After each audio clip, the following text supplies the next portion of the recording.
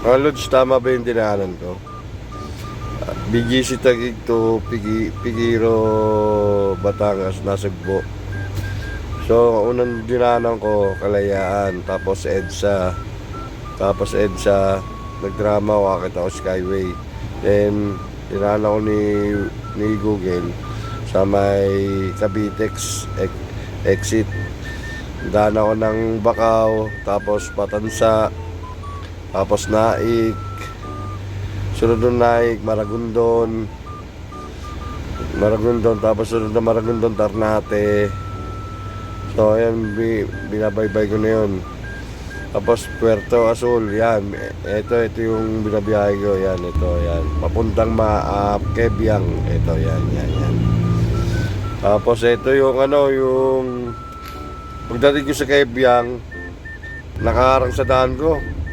Pinagbubusin niya ako, ito, yan, yung tunnel yan.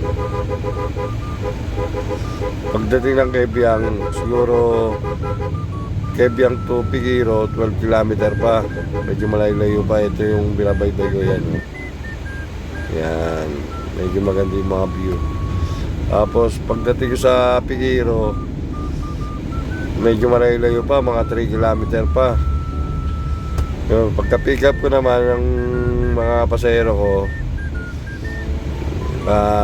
Pigiro to Tagaytay, 51 kilometer.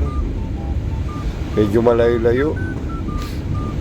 Dinaan ako ni Google Map sa may Magallanes, sunod, tapos Amadeo, tapos Mindes, yun, tapos Tagaytay, 51 kilometer.